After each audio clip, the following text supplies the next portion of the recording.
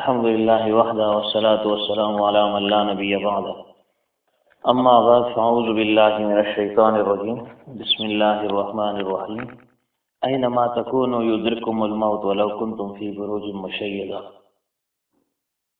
وقال عليه الصلاة والسلام تحفة المؤمن الموت وقال عليه الصلاة والسلام لا عدوى ولا طير ولا هم ولا سفر فر من المجذوم كما تفر من الأسد أو كما قال عليه الصلاة والسلام صدق الله العظيم وصدق رسوله النبي الكريم ونحن على ذلك من الشاهدين والشاكرين والمطمئنين والحمد لله رب العالمين إن الله وملائكته يصلون على النبي يا أيها الذين آمنوا صلوا عليه وسلموا تسليما اللهم صل على سيدنا ومولانا محمد النبی الأمی وعلى آلہ وسلم تسلیما۔ اللہ تعالی ہمارے اس بیٹھنے کو قبول فرمائے، اللہ تعالی ہم سب کی کامل اصلاح فرمائے۔ چونکہ ایام ایسے گزر رہے، دن ایسے ہیں کہ ہر طرف پریشانی ہے، ہر شخص جو ہے وہ پریشانی میں مبتلا ہے، بے سکون ہے، بے اطمینان ہے اور بے چین ہے۔ اس کی وجہ کیا ہے؟ اس کی وجہ یہ ہے کہ اللہ تعالیٰ کے ساتھ جو تعلق ہونا چاہیے وہ موجود نہیں ہے، اور عقیدے میں کمزوری ہے۔ جتنا اللہ تعالیٰ کے ساتھ تعلق مضبوط ہوگا اتنا ہی عقیدہ بھی مضبوط ہوگا۔ عقیدے کی مضبوطی گویا اللہ تعالیٰ کے تعلق کو کہتے ہیں۔ تعلق میں اللہ کی دولت نصیب ہو تو پھر انسان کا ایمان بھی قوی ہوتا ہے، اس کا عقیدہ بھی محکم ہوتا ہے، پھر جیسے حالات بھی ہوں، چاہے موافق حالات ہوں یا ناموافق حالات ہوں، ہر دو حالتوں میں انسان اللہ تعالیٰ سے باغی نہیں ہوتا، اللہ تعالیٰ سے شاکی نہیں ہوتا، اللہ تعالیٰ سے دور نہیں ہوتا، اور مشیت الہی پر وہ راضی رہتا ہے، خوش رہتا ہے۔ خوش نہ بھی رہے، عقلی طور پر اس کو تسلیم کرتا ہے، اس کو ماننے کے لیے تیار ہوتا ہے۔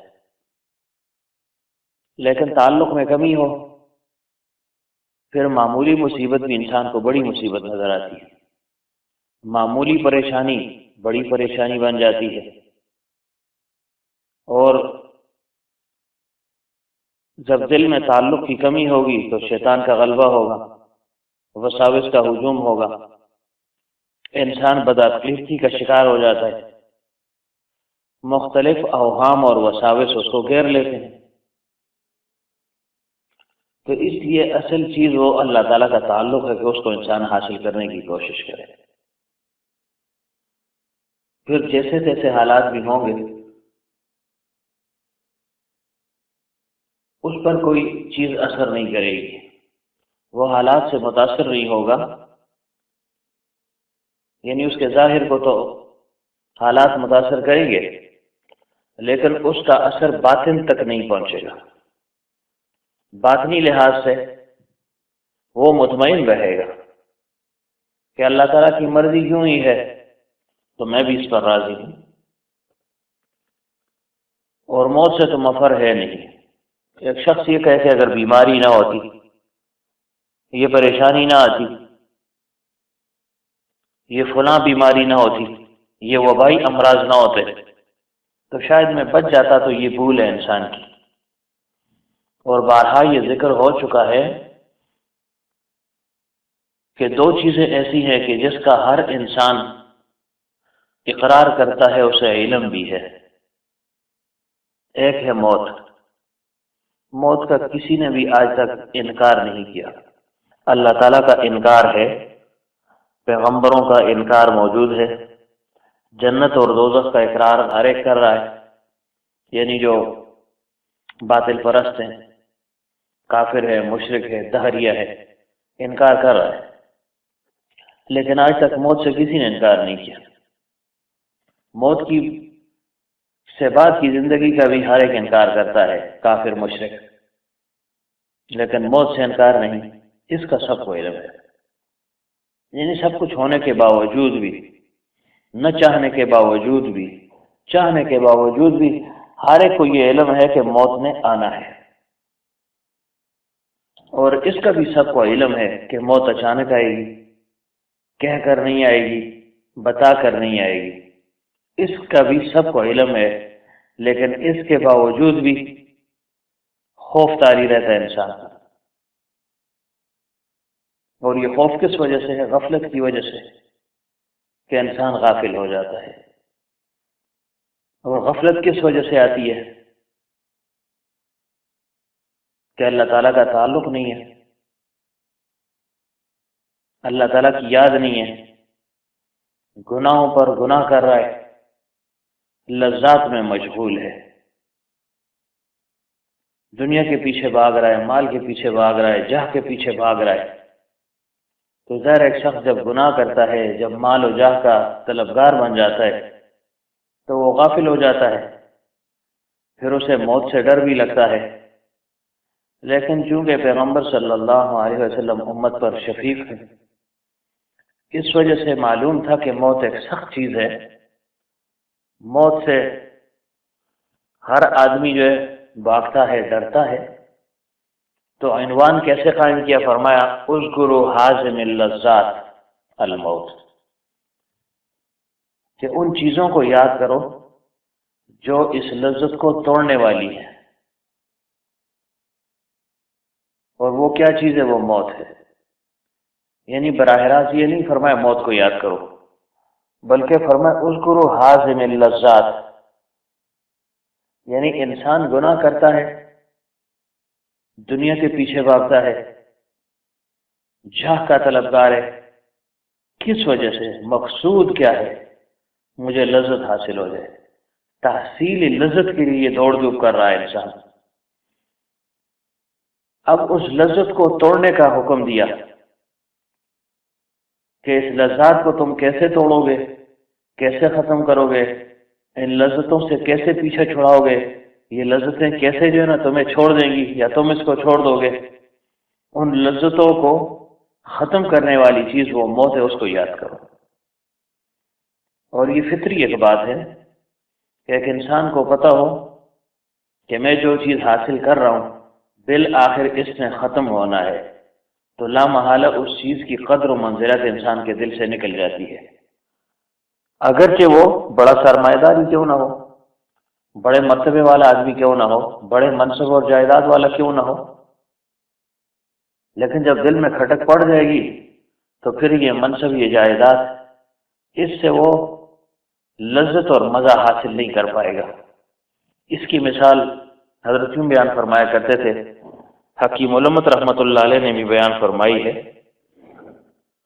وہ یہ کہ ایک شخص ہے، مثلاً وہ ڈی سی ہے، ڈپٹی کلیکٹر ہے، اے سی ہے، ڈی سی او ہے، وزیر اعظم ہے، کسی بھی بڑے عہدے پر ہے، لیکن ساتھ ساتھ اس پر کوئی مقدمہ بھی ہو، کسی مقدمے میں وہ مطلوب بھی ہو،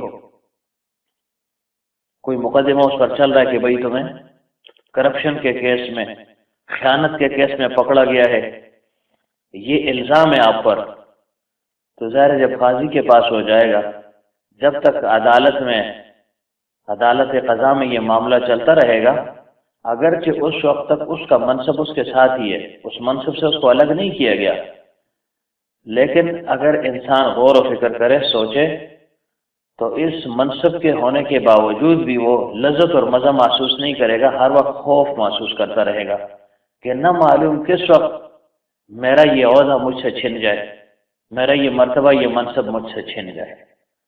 تو جب یہ چیز اس کے دل میں پیدا ہوگی کہ میرا یہ منصب مجھ سے چھینا جا رہا ہے، تو اس منصب کے ہوتے ہوئے پھر اس کو مزہ اور لذت محسوس نہیں ہوگی۔ تو اس وجہ سے پیغمبر صلی اللہ علیہ وسلم نے فرمایا کہ چلو اگر تم موت سے ڈرتے ہو، موت تو یقینی ہے، تم ڈرو یا خوش رہو، چاہو یا نہ چاہو، موت نے ضرور بے ضرور آنا ہے۔ کیوں؟ اللہ تعالیٰ خود فرماتا ہے اینما تکونوا یدرککم الموت، تم جہاں کہیں بھی ہو موت تمہارا تعاقب کر رہی ہے۔ ایک شخص ہے وہ بھاگ گیا، بس بھاگ گیا، لیکن اگر اس کے پیچھے پولیس والے لگے ہوئے ہوں تو وہ ہمیشہ ڈرتا رہے گا کہ کسی وقت کسی بھی جگہ یہ مجھے پکڑ سکتے ہیں۔ تو اللہ تعالیٰ نے فرمایا کہ جب انسان انسان سے ڈرتا ہے، اور اگر نہ بھی ڈرے کسی اور ملک بھی چلا جائے لیکن پھر بھی ایک خطرہ اس کے دل میں ہر وقت ایک کھٹکا لگا رہتا ہے کہ کسی وقت پکڑا جا سکتا ہوں، لیکن موت ایسی چیز ہے کہ اس کا انسان مقابلہ کر ہی نہیں سکتا۔ تو اللہ تعالیٰ فرماتے ہیں اگر تم بھاگنا چاہو بھی تو کہاں بھاگو گے؟ موت تمہارے پیچھے ہے، موت تمہارے پیچھے پیچھے بھاگ رہی ہے، تمہیں ضرور بے ضرور پکڑے گی۔ اینما تکونوا یدرککم الموت ولو کنتم فی بروج مشیدہ، اگر کہ تم پکے محلات میں کیوں نہ ہو، جہاں بھی چلے جاؤ، لیکن موت سے مفر نہیں ہے، موت نے ضرور بے ضرور تم سے ملاقات کرنی ہے، تمہیں پکڑنا ہے۔ تو انسان کو یہ معلوم ہے کہ میں نے موت کے منہ میں جانا ہے، پھر یہ لذات اس کے لیے کچھ بھی نہیں ہے۔ تو لذتوں کو انسان غور و فکر کرے، لذتوں پر، گناہ کی اپنی لذت ہے، مال کی اپنی لذت ہے، منصب کی اپنی لذت ہے۔ اب جب اسے یہ معلوم ہو جائے کہ یہ جو لذات ہیں یہ عارضی ہے اور فانی ہے، دائمی اور ابدی نہیں ہے، تو لا محالہ انسان کے دل میں اس کی وقت کم ہوتی رہے گی، ان چیزوں کی وقت کم ہوتی رہے گی۔ جب وقت کم ہوگی، دل اچاٹ ہوتا رہے گا، تو اللہ کا تعلق اس کو حاصل ہوتا رہے گا، اور موت لا محالہ اس کو یاد رہے گی۔ یعنی موت کا یہ لفظ جب اسے یاد ہوگا تو ساری لذتیں ختم ہو جاتی ہیں۔ بھائی یہ لذت ہے یار، کل کو ختم ہو سکتی ہے، کیا پتہ موت آ جائے۔ فلاں چیز حاصل ہے جی، جائیداد حاصل ہے، یار موت کے ساتھ یہ جائیداد تو ختم بھی ہو سکتی ہے اور ختم ہو جائے گی، میرے ہاتھ سے نکل جائے گی۔ تو اس وجہ سے فرمائے اذکروا حازم اللذات الموت، موت کو یاد کرو۔ کیوں یاد کرو؟ یہ لذتوں کو توڑنے والی چیز ہے، تم لذائذ کے پیچھے جا رہے ہو، نفس و شیطان کے بہکاوے میں آگے ہو، تمہیں سبز باغ دکھا رہا ہے کہ یوں ہوگا یوں ہوگا، یہ مزہ ہے یہ فائدہ ہے، لیکن یہ فائدے اور یہ مزے ایک نہ ایک دن ختم ہو جائیں گے۔ کیسے ختم ہوں گے؟ موت کے ساتھ۔ جب موت کے ساتھ ختم ہو گئے تو انسان اس پر غور و فکر کرے کہ بھائی میں نے اللہ تعالیٰ کے سامنے پیش ہونا ہے، تو ان لذائذ سے کیوں فائدہ اٹھاؤں؟ پھر وہ لذائذ جس کا اللہ تعالیٰ نے حکم دیا کہ ان لذائذ کو چھوڑ دو، نافرمانی کو چھوڑ دو۔ اور نافرمانی کس وجہ سے ہوتی ہے؟ جیسے عرض کیا کہ گناہ کی وجہ سے، حب مال کی وجہ سے، حب جاہ کی وجہ سے، اور غفلت کی وجہ سے۔ نافرمانی میں اصل سبب غفلت ہے، اور غفلت کا علاج کیا ہے؟ وہ ذکر و شغل ہے اور فکر ہے۔ تو اسی وجہ سے فرمایا اذکروا حازم اللذات، تم تو غفلت میں پڑ چکے ہو، لیکن اب اس کی یاد کیسے ہوگی؟ موت کو یاد کرو۔ ایک متعارف ذکر ہے، لیکن متعارف ذکر مت کرو، مراقبہ موت کرو، تو تم خود بخود گناہوں سے غافل ہو جاؤ گے، گناہ تم سے چھوٹ جائیں گے۔ تو پیغمبر صلی اللہ علیہ وسلم نے کیسا عجیب عنوان قائم کیا، فرمایا اذکروا حازم اللذات الموت، یہ موت کو یاد کرو۔ اب ایک انسان موت کے منہ میں تو جائے گا، لیکن اس کے مقدمات کیا ہیں؟ کون سی چیزیں ہیں جو انسان کو موت کے قریب کرتی ہے؟ ایک ہے بیماری اور ایک ہے بڑھاپا۔ ان دو چیزوں کی وجہ سے عمومی طور پر انسان موت کی طرف بڑھتا ہے۔ یہ قاعدہ اور کلیہ نہیں ہے، لیکن انسانی فطرت کے مطابق۔ مثلا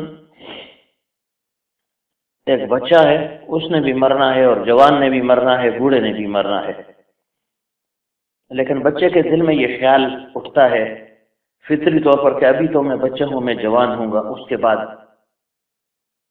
میں مر جاؤں گا، چلو جوانی تک تو پہنچوں گا۔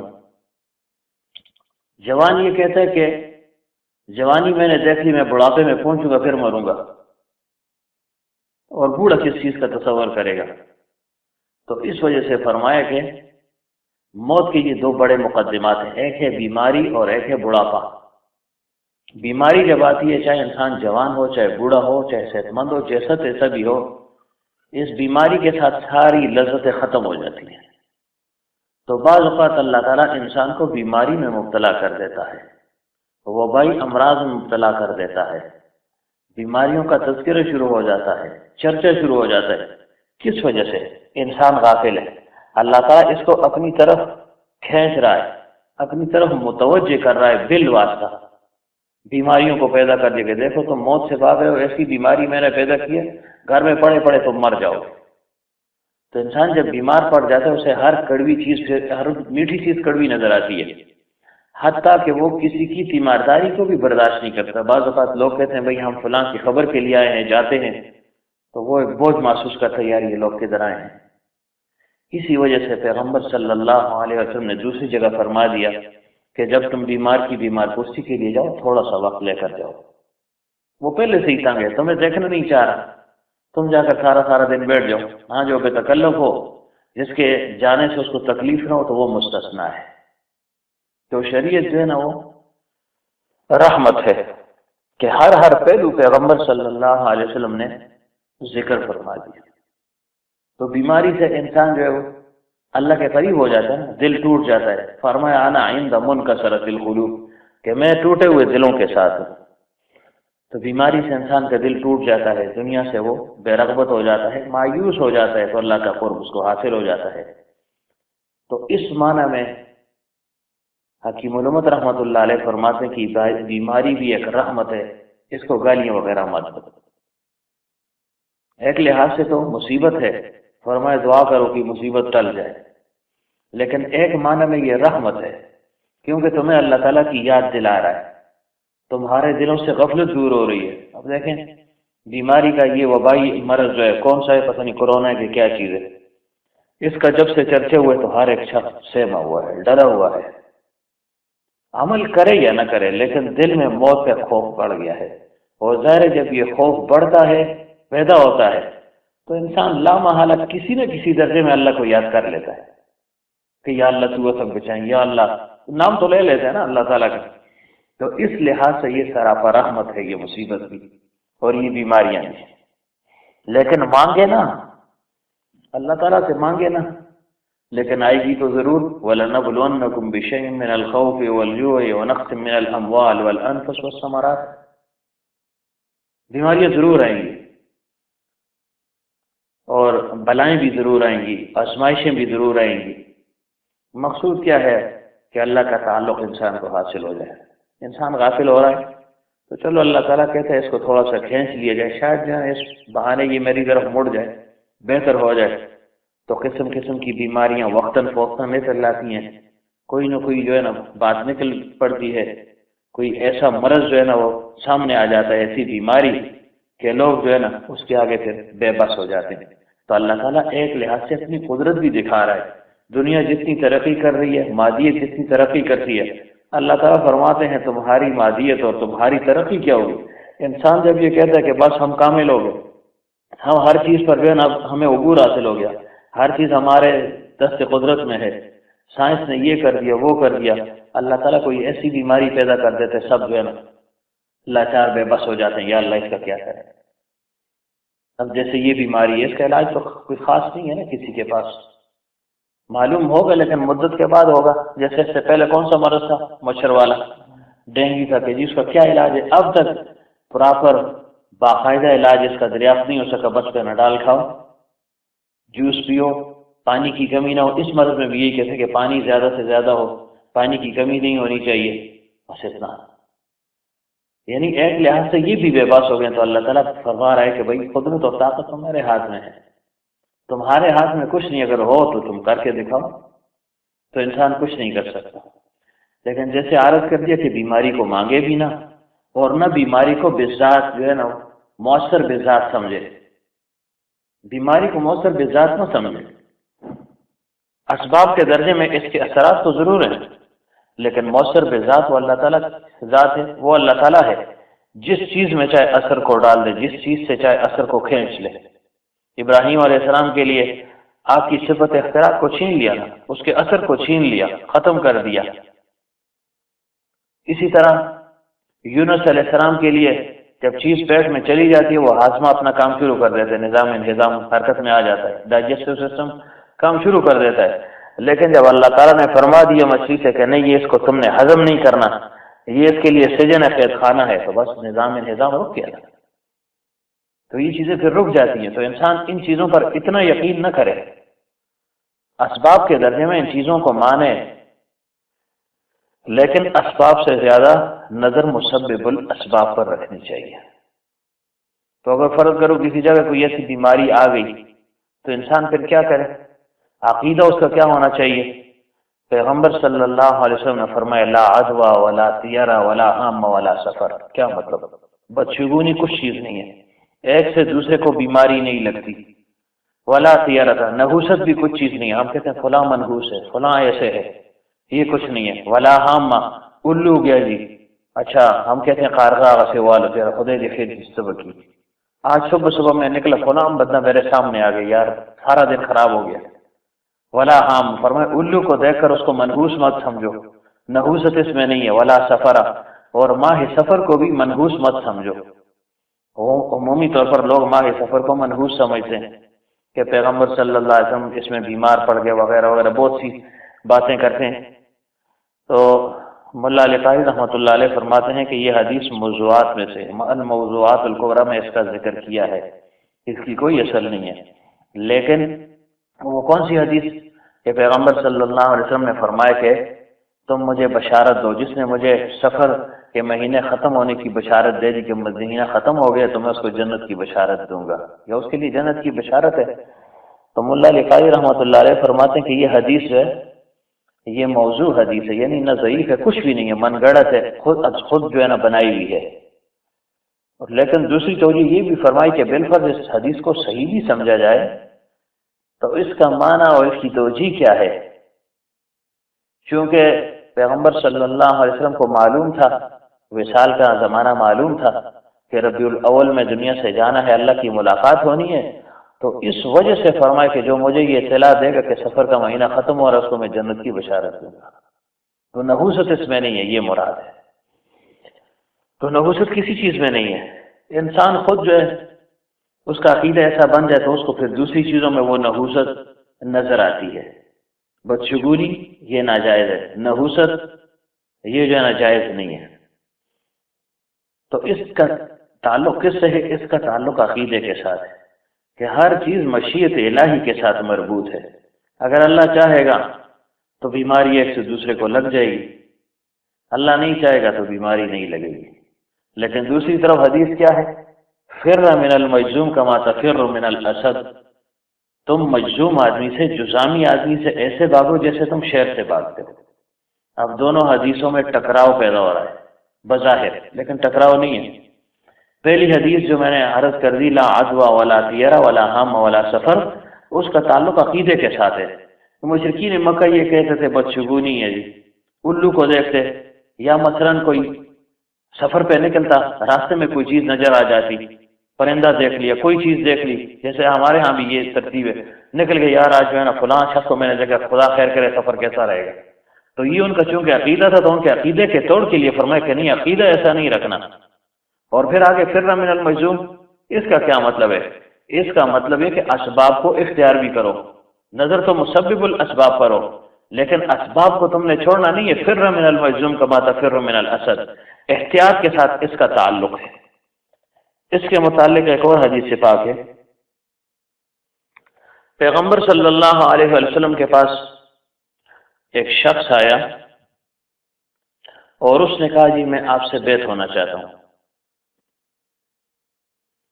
پیغمبر صلی اللہ علیہ وسلم نے فرمایا، دور سے اسے فرمایا بس تمہاری بیعت ہمیں قبول ہے، بس تم بیعت ہو گئے ہو۔ مجذوم تھا، جذامی تھا کہ بس تمہاری بیعت قبول ہے، جاؤ اپنے علاقے میں واپس چلے جاؤ۔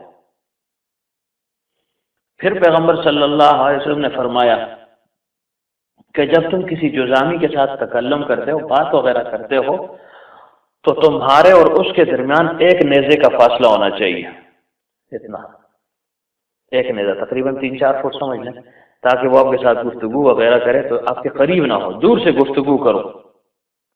اب یہ حدیث بھی ہے۔ تیسری حدیث کیا ہے؟ ایک مجذوم آیا، جذامی آدمی، پیغمبر صلی اللہ علیہ وسلم نے اس کے ساتھ ہاتھ ملایا، اس کے ہاتھ کو پکڑا اپنے ساتھ کھانے میں اس کو شامل کیا، ایک قصا یعنی وہ کیا کہتے ہیں پیالہ سا تھا، اس میں اس کا ہاتھ جو ہے نا رکھ دیا اور فرمایا ہمارے ساتھ کھاؤ، اللہ تعالیٰ پر توکل کرو۔ اب 3-4 حدیثیں جب جمع ہو گئی تو انسان مشوش ہو جاتا ہے کہ کس طرف جاؤں۔ تو اس میں تطبیق کیسے کی ہے؟ تطبیق یہی ہے کہ جہاں پر فرمایا کہ بھائی دور رہو اس سے، ایک نیزے کا فاصلہ ہونا چاہیے، تو اس کا تعلق اسباب کے ساتھ ہے، احتیاط کے ساتھ ہے۔ جہاں اس کا ہاتھ پکڑا تو مقصود یہ تھا کہ اسباب اگرچہ موجود ہوں لیکن عقیدہ یہی ہے کہ اللہ تعالیٰ چاہے گا تو بیماری لگے گی، نہیں چاہے گا تو نہیں لگے گی، اس پر عمل کر لیا، اس پر عمل کر لیا۔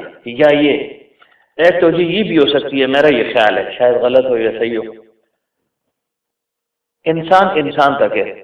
ایک مجزوم جو آیا جزامی، ظاہر وہ نو مسلم تھا، اس نے یعنی نو مسلم ہی تھا، مسلمان ہو رہا تھا کہ جی میں بیعت ہونا چاہتا ہوں۔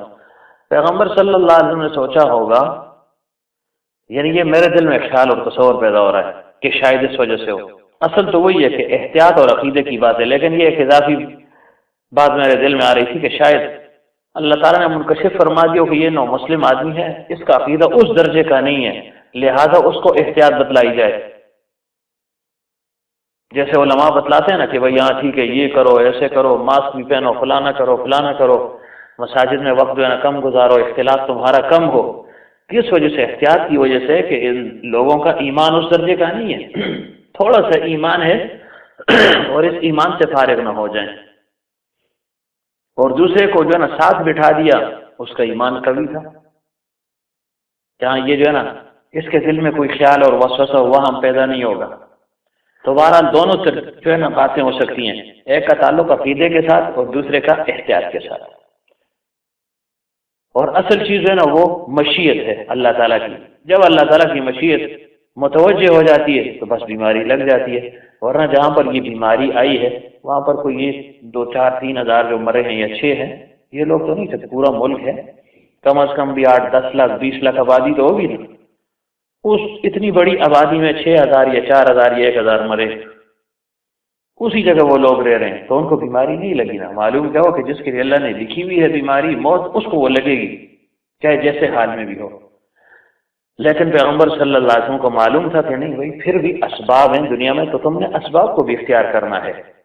وہ اسباب کیا ہیں کہ جہاں پر یہ بیماری پھیل رہی ہے، پھیلی ہوئی ہے، موجود ہے، وہاں جاؤ نا، اور وہاں والوں کو حکم دیا کہ باہر نکلو نا۔ یہ کیوں فرمایا؟ بیمار زدہ آدمی ہے، اس علاقے سے ایک آدمی باہر نکلے گا، کسی اور کو یہ بیماری لگ گئی تو لوگ کہیں گے یار یہ فلانا آدمی آیا تھا اس وجہ ہمیں بیماری لگ گئی۔ اگر یہ نہ تھا بیماری نہ لگتی تو عقیدے میں بگاڑ آ رہا تھا، فساد پیدا ہو رہا ہے۔ اور جب یہ اندر جائے گا، اس کا ایمان کمزور ہے تو کہے گا یار اگر میں یہاں پر نہ آتا تو مجھے بیماری نہ لگتی۔ تو دونوں کو محتاط کر دیا، احتیاط سکھا دی کہ اپنے عقیدے کو بچانا ہے، ایمان کو بچانا ہے، جاؤ نہ اور نکلو نہ۔ نکلنے میں یہ بھی مصیبت ہے، یہ مشقت ہے، اب اس کو جو ہے نا یعنی اقتصادی مشقت برداشت کرنی پڑے گی۔ کس سے کہے گا مجھے کھانے کے لیے دو، خیرات مانگے گا، بھیک مانگے گا، کیا کرے گا؟ تو اس وجہ سے فرمایا اپنی جگہ پر رہو۔ حضرت عمر رضی اللہ عنہ کے دور میں جب سن 17 ہجری میں طاعون امواس نامی علاقے میں پھیل گیا تو غالباً 52,000 کا لکھا ہوا ہے تاریخ میں، واللہ عالم کتنے افراد کی اموات ہوئی، بہرحال 52,000 کے لگ بھگ اس طرح بتا رہے ہیں، جس میں بڑے جلیل القدر صحابہ بھی موجود تھے۔ غالباً حضرت عبد الرحمن ابن معاذ تھے، معاذ ابن جبل رضی اللہ عنہ تھے، یزید بن ابی سفیان رضی اللہ عنہ تھے، اور حارث ابن ہشام، ان کے ساتھ 70 افراد جو وہ گئے تھے، لیکن ان میں صرف 4 جو ہے نا بچ کے باقی 66 فوت ہو گئے تھے۔ اسی طرح خالد ابن ولید رضی اللہ عنہ کے 40 بیٹے جو ہے نا اس میں فوت ہو گئے تھے۔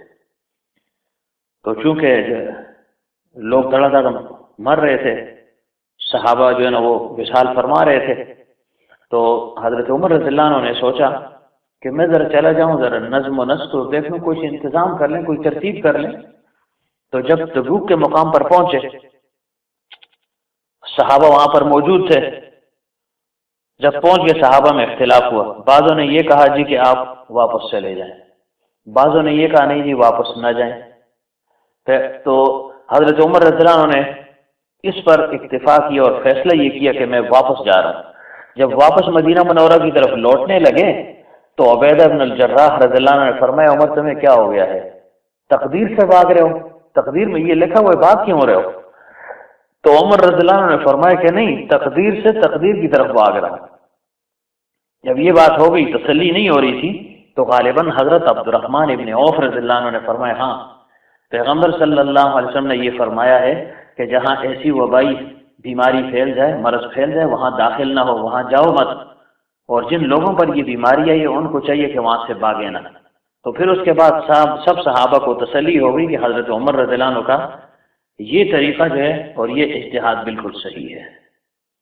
تو اب جو وہاں پر موجود تھے وہ نہیں نکلے نہ، دیکھیں معاذ بن جبل رضی اللہ عنہ کا وصال بھی ہو گیا، عبد الرحمن بن معاذ کا ہو گیا، اور بھی بہت سے صحابہ تھے، تو فرمایا کہ اس سے بھاگو نہ۔ تو بہرحال جہاں پر منع کر دیا تو عقیدہ بیان کر دیا، اور جہاں پر یعنی جہاں منع نہیں کیا تو عقیدہ بیان ہو گیا، اور جہاں منع کر دیا وہاں احتیاط مراد ہے۔ اور بھی اس کے متعلق امام نووی رحمۃ اللہ علیہ نے تفصیل بیان کی ہوئی ہے۔ بعض یہ کہتے ہیں کہ یہ جو حدیث ہے کہ اپنا ہاتھ مبارک اس کا ہاتھ پکڑ کر پیالے میں نیچے کر دیا کہ ہاں کھاؤ، ابن حجر عسقلانی رحمۃ اللہ علیہ فرماتے ہیں وفی ہے نظر کہ اس میں کلام ہے، یعنی یہ بات یعنی مقصود ان کا یہ کہ یہ بات درست نہیں ہے، لیکن چلو اتنی بات تو درست ہے کہ اس کے ہاتھ کو تو پکڑا نا۔ ایک مجنون کو کہا دور، بس ٹھیک ہے تمہاری بیعت قبول، جاؤ، اور ایک نیزے کے فاصلے پر کھڑے ہو کر بات کرو اس سے، اور دوسرے کا ہاتھ پکڑ لیا۔ تو دونوں چیزیں جو ہے نا وہ ذکر فرما دی، عقیدہ بھی بتا دیا اور احتیاط بھی بتا دی۔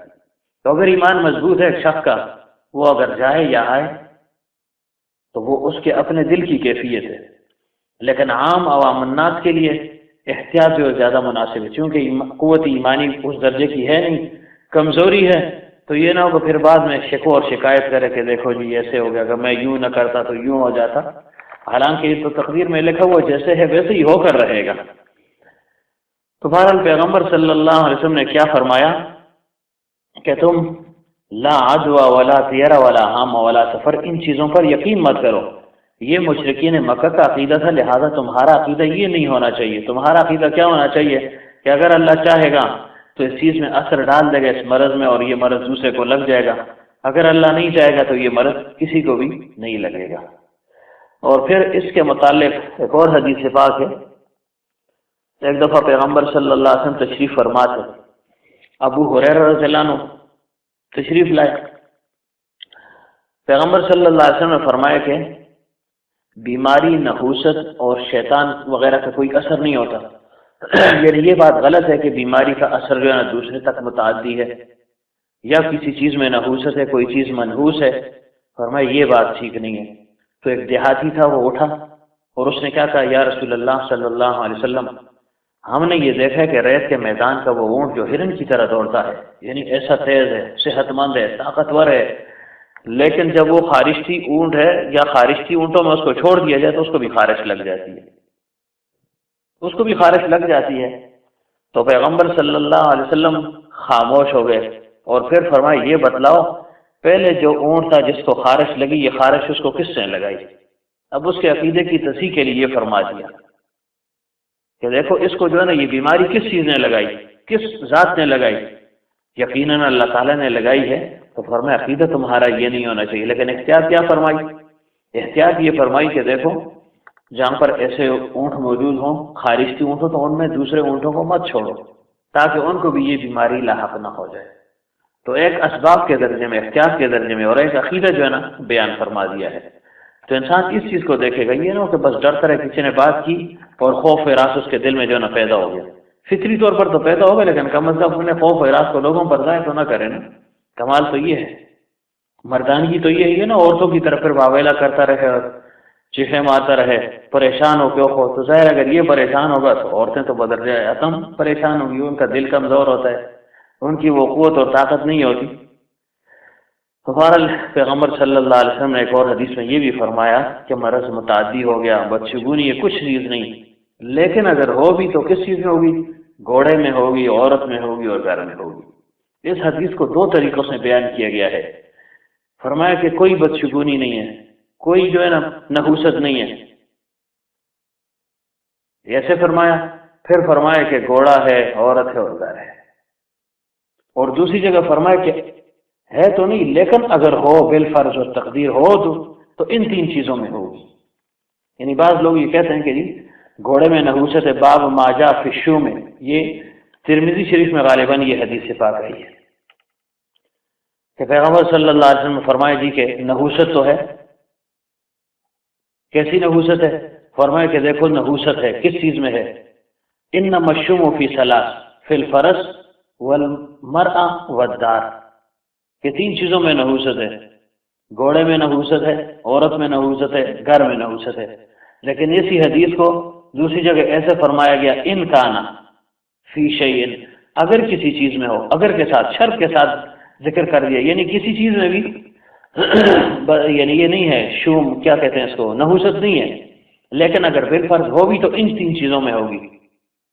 تو ظاہر ہے جب یہ چیز آ گئی تو تعارض پیدا ہو گیا نا، ایک طرف پیغمبر صلی اللہ علیہ وسلم فرماتے ہیں کہ نحوست نہیں ہے، دوسری طرف فرمائے کہ نحوست ہے، ممکن ہے، شک ہے۔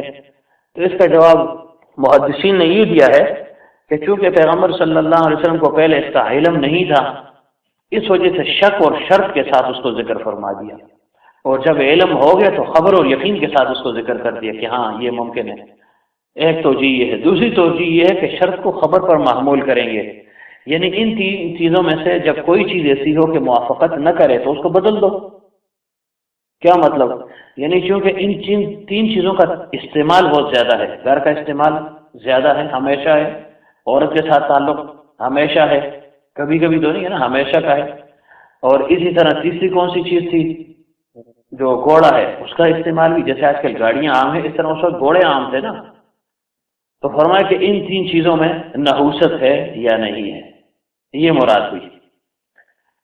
پھر گھوڑے کی نحوست کیا ہے اور گھوڑے کی برکت کیا ہے؟ فرمایا کہ گھوڑے میں برکت بھی ہے، اس طرح فرمایا نحوست بھی ہے، فرمایا عورت بابرکت بھی ہے، عورت جو ہے نا منحوس بھی ہے، گھر بابرکت بھی ہے، گھر منحوس بھی ہے۔ کیا مطلب ہوا؟ مطلب یہ ہوا کہ وہ گھوڑا جو جہاد کے لیے رکھا گیا ہے وہ تو بابرکت ہے، وہ گھوڑا جو ضرورت کے لیے رکھا گیا وہ بھی بابرکت ہے، لیکن وہ گھوڑا جو فخر و ریا کے لیے رکھا گیا اس وہ نحوست ہے، منحوس ہے، یا ایسا گھوڑا جو تابع نہیں ہے، سرکش ہے، تو وہ منحوس ہے، تو تصدیق ہوگی۔ اسی طرح فرمایا کہ عورت جو ہے نا اس میں نحوست ہے یا برکت ہے، تو عورت بابرکت بھی ہے، اس میں برکت بھی ہے۔ کیا مطلب؟ کہ وہ عورت فرمایا بابرکت ہے جس کا مہر کم ہو، وہ عورت بابرکت ہے جو خاوند کی تابع دار ہو۔ دو چیزیں ہو گئی، وہ عورت بابرکت ہے جس کی اولاد ہو، یعنی وہ تابع دار بھی ہو، نیک سیرت بھی ہو، اور مہر بھی اس کا کم ہو، اور صاحب اولاد بھی۔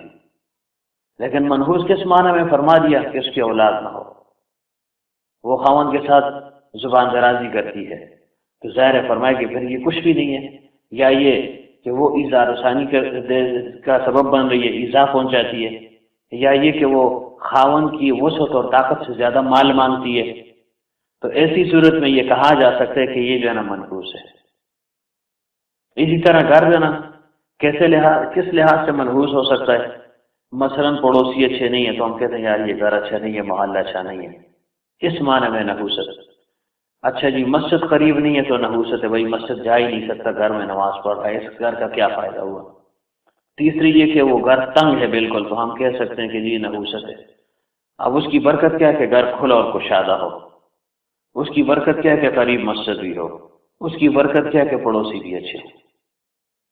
تو یہ ساری چیزیں ان میں تطبیق جو ہے انسان جب سیکھ لے گا، جان لے گا، تو پھر اس کے دل میں اوہام و شکوک پیدا نہیں ہوں گے۔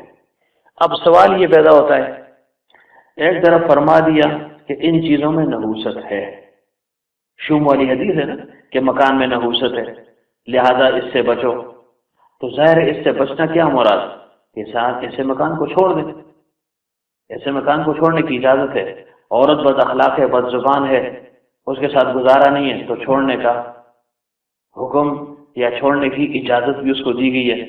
گھوڑا اگر اس قسم کا ہے کہ وہ سرکش ہے، تابعدار نہیں ہے، تو ظاہر ہے اس کو بھی بیچنے کا اور بدلنے کا اختیار انسان کو دے دیا گیا ہے، کیونکہ ان چیزوں کا اثر جو ہے نا عام ہے۔ حضرت فرمایا کرتے تھے کہ تین قسم کی چیزیں ہیں نا، ایک وہ ہے کہ جن کا اثر دوسروں تک نہیں پہنچتا، یعنی جو بالکل کسی اثر کا سبب نہیں ہے، نہ حقیقتاً نہ عادتاً، جیسے لا ہم آج وہ دیکھو کاغ اڑ رہے ہو، اس کے ساتھ کیا تعلق ہے؟ نہ یہ اس کا اثر حقیقی ہے، نہ عادی ہے، وقتی بھی نہیں ہے، کچھ بھی نہیں ہے۔ لا ہم وہ دیکھو یار الو جا رہا ہے ٹپس لاڑ رہا ہے، فرمایا اس کے ساتھ کوئی تعلق نہیں ہے۔ تو اس وجہ سے فرمایا الو کو منحوس سمجھنا یہ غلطی ہے۔ دوسری کون سی چیز ہے کہ عادتاً وہ مؤثر ہیں لیکن بہت کم پائی جاتی ہیں، وہاں سے شہر چھوڑنے سے منع کر دیے گئے، جیسے طاعون کا مرض ہے، جیسے وبائی امراض ہے۔ فرمایا کیونکہ ان کا وقوع بہت کم ہوتا ہے، بہت کم، کئی سالوں میں جو ہے ایسی بیماری نکل پڑتی ہے، اور پھر نکلنے میں نقصان کیا ہے کہ معاشی تنگی جو ہے نا پیدا ہو جاتی ہے، در بدر ہو جائے گا انسان، بیماری الگ، اوپر سے اور جو ہے نا پریشانی لاحق ہو گئی، بچوں کو کہاں لے جائے گا، گھر کہاں پر معلوم کرے گا، پھر اس کے پاس دولت ہے یا نہیں، لیکن گھر سے نکل کے تو ظاہر ہے وہ جو اپنے گھر میں اپنے علاقے میں جو عزت اس کی تھی یا جو اطمینان اس کو حاصل تھا وہ تو غیر جگہ پر اور اجنبی جگہ پر ہو نہیں سکتی۔ اس وجہ سے فرمایا کہ بعض چیزیں عادتاً مؤثر تو ہیں لیکن بہت کم پائی جاتی ہیں، تو ان سے منع کر دیا گیا کہ نہیں، ایسی جگہوں کو مت چھوڑو جہاں پر امراض ہو۔ تیسری وہ چیز ہے کہ جن کی تاثیر عادتاً ہے اور ان کا وقوع بہت زیادہ ہے، وہ کون سی چیزیں؟ جیسے گھوڑا ہو گیا، اس کے ساتھ جو ہے نا انسان کا تعلق بہت زیادہ ہے، عورت کے ساتھ تعلق بہت زیادہ ہے، مکان کے ساتھ تعلق بہت زیادہ ہے، تو ان کی تبدیلی کا حکم دے دیا گیا کہ تم تبدیل کر سکتے ہو، اجازت تمہیں حاصل ہے۔ تو کیا خلاصہ کیا نکلا کہ کسی چیز میں بھی نحوست نہیں ہے، یہ اپنے ظاہر پر ہے، اور اگر بالفرض ہو تو ان تین چیزوں میں ہوگی، اور ان تین چیزوں میں کس لحاظ سے ہوگی کہ انسان کا اس کے ساتھ گزارا نہیں ہو سکتا، لہذا ان سے جان چھڑانا یہ بھی لازم اور ضروری ہے۔ باقی کسی چیز سے جو ہے نا برا فال لینا، اس کی بھی ممانعات ہے کہ انسان کے برا فال لے، جیسے لوگ لیتے ہیں نا پرندوں سے لیتے ہیں، آنکھ پھڑپھڑائی، بات تو اچھے فال ہوتے ہیں نا کہ شاید جو ہے نا مہمان آ رہے، ہتھیلی میں کھجلی ہو گئی، یار مہمان آ رہا ہے، فلاں کام ہو گیا مہمان، چلو یہ ایسی چیزیں کہ اس کا نہ ثواب ہے نہ گناہ ہے، لیکن بعض چیزوں کا تعلق براہ راست گناہ کے ساتھ ہے نا، یعنی وہ گناہ تصور ہوتی ہیں، عقیدت پر جو ہے اس کا اثر پڑتا ہے، تو اس سے منع کر دیا گیا۔ نیک فال تو لے سکتے ہیں، برا فال نہیں لے سکتے۔ جیسے ربیع بن عامر رضی اللہ عنہ کے متعلق آتا ہے، جب کسریٰ کے دربار میں پہنچے اور اس کے ساتھ ہم کلام ہونے لگے، یعنی اس کے ساتھ مذاکرات تھے، تو کسریٰ کی عادت یہ تھی کہ وہ خود تخت پر ہوتا تھا، لوگ اس کے سامنے کھڑے رہتے تھے، چاہے اپنا ہو، چاہے پرایا ہو، چاہے باہر کا ہو، چاہے سفیر ہو، چاہے جو بھی ہو۔ تو جب یہ اندر پہنچے تو انہوں نے فرمایا کہ یہ کیا طریقہ ہے، یہ بیٹھا ہوا ہے اور ہم کھڑے رہیں گے، یہ طریقہ غلط ہے، یہ سنت کے خلاف ہے، یا تو یہ ہے کہ ہمارے لیے کرسیاں بچھاؤ ہم بھی بیٹھ جائیں، اور یا یہ کہ یہ بھی کھڑا ہو جائے، ایسے ہم مذاکرات نہیں کریں گے۔ تو وہ لوگ چونکہ کون سے تھے جی، اس کو کیا کہتے ہیں، سپرسٹیشن، جو یعنی وہمی قسم کے لوگ تھے، توہم پرست تھے، جیسے برازیل وغیرہ والے لوگ جو ہے نا ان چیزوں کو کافی یعنی کچھ سمجھتے ہیں، مؤثر بذات سمجھتے ہیں۔ تو اس کو غصہ آ گیا، اس نے کہا وہ میری توہین کر دی جو ہے نا اس آدمی نے، صحابی نے، وہ تو صحابی نہیں سمجھتا تھا کہ جو ہے نا فقیر آدمی نے جو ہے نا میری توہین کر دی، میں اتنا بڑا بادشاہ ہوں، پوری دنیا پر سلطنت، اور مجھے کہہ رہا ہے یہ کھڑا ہو جائے، یہ ہمیں بٹھا دے، توہین ہے، ہر دو صورتوں میں میری توہین ہے۔ تو اس نے کیا کہا، اس نے کہا ایک ٹوکرا مٹی کا بھر کر ان کو دے دو، نکالو ان کو ادھر سے، یعنی ان کو رسوا کر کے نکالو، یہ مطلب تھا، ذلیل کرو ان کو، سر پر جو ہے مٹی رکھ دو ٹوکرا اور ان کو نکال دو۔ تو ربیع بن عامر رضی اللہ عنہ کے سر پر جب ٹوکری رکھی گئی اس مٹی کی نکلنے لگے تو فرمایا کس طرح یاد رکھو، اس کا مطلب یہ ہے کہ تم نے ایران کی مٹی ہمیں دے دی۔ سمجھ رہے تھے کہ یہ توہم پرست ہے، یہ چیز اس کو جو ہے نا پنچ کرے گی، تو اس کے مزاج کے مطابق یہ بات کہہ دی، اور حقیقت بھی ہے، نیک پھال لیا نا، بعض بات ایک چیز جو ہے نا حقیقت میں بدل جاتی ہے نا، نیک پھال انہوں نے کیا لیا کہ انشاءاللہ اس نے مٹی دے دی، گویا ملک ہمارے حوالے کر دیا، اور اس کے لیے بدفعالی تھی، اس نے کہا غرق ہو گیا، اس نے کہا بھائی اس کے پیچھے آدمی دوڑاؤ تاکہ جو ہے نا مٹی سے واپس لے لو، وہ کب ہاتھ آنے والے تھے وہاں سے چلے گئے، تو بعد میں اللہ تعالیٰ نے مسلمانوں کے ہاتھ پر ایران کو فتح کر دیا۔ تو نیک پھال تو انسان لے سکتا ہے، لیکن بدفعلی کسی چیز میں انسان جو ہے نا وہ نہیں لے سکتا۔ تو بیماریوں کے متعلق یعنی کیا بات ہوئی، کوئی آپ سے پوچھے کہ جو ہے نا متعدی بیماریاں ہیں، اس کے متعلق کیا حکم ہے، تو ہم کیا کہیں گے ہم یہ کہیں گے کہ بھائی مؤثر بالذات وہ اللہ تعالیٰ کی ذات ہے، وہ جس چیز میں چاہے تو اثر کو ڈال دیں، مشیت الہی کے ساتھ یہ چیزیں مربوط ہیں، جب وہ چاہے گا تو اثر اس میں پڑ جائے گا، جب وہ نہیں چاہے گا تو اثر اس میں نہیں پڑے گا۔ اسی طرح پیغمبر صلی اللہ علیہ وسلم کی جو حدیث میں نے آپ کے سامنے بیان کر دی کہ جب ایک خارشتی اونٹ ہو تو اس کو صحیح اونٹوں میں مت چھوڑو، لا یؤردن ممرض علی مسحن، کہ جہاں پر ایسے گھوڑے ہوں کہ جو بیمار ہوں تو ان کو تندرستوں میں مت چھوڑو، یہ بھی فرما دیا۔ اور یہ بھی فرما دیا کہ فر من المجذوم کما تفر من الاسد، ایسے بھاگو مجذوم سے جیسے تم شیر سے بھاگا کرتے ہو۔ اور اسی طرح پیغمبر صلی اللہ علیہ وسلم نے یہ بھی فرما دیا ثقیف بنو ثقیف کے اس مجذوم آدمی کو کہ بس تمہاری بیعت ہم نے قبول کر دی اور جاؤ واپس جاؤ، فرجع، واپس چلے جاؤ۔ تو اس کا کیا مطلب ہے؟ ان تینوں حدیثوں کے متعلق امام نووی رحمۃ اللہ علیہ فرماتے ہیں کہ یہ تینوں ایک دوسرے کی مؤید ہیں، اس میں احتیاط جو ہے نا اس کا ذکر کیا گیا ہے، احتیاط کا ذکر کیا گیا ہے کہ بھائی تم نے احتیاط کرنی ہے۔ اور جہاں پر یہ فرمایا کہ اس کو ہاتھ سے پکڑا اپنے ساتھ بٹھا دیا، یا یہ فرما دیا کہ نہیں کسی چیز میں جو ہے نا کوئی متعدی مرض نہیں ہے، کسی سے دوسرے کو مرض نہیں لگ سکتا، تو امام نووی رحمۃ اللہ علیہ فرماتے ہیں کہ یہاں زمانہ جاہلیت کی نفی کرنا مقصود ہے۔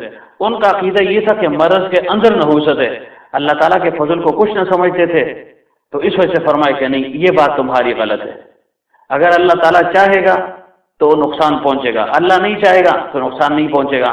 اور جہاں یہ فرما دیا کہ خارشتی اونٹ کو تندرستوں میں مت چھوڑو، وہاں پر تدبیر اختیار کرنے کا حکم دیا گیا، احتیاط بتلا دی گئی کہ احتیاط بہرحال تم نے کرنی ہے۔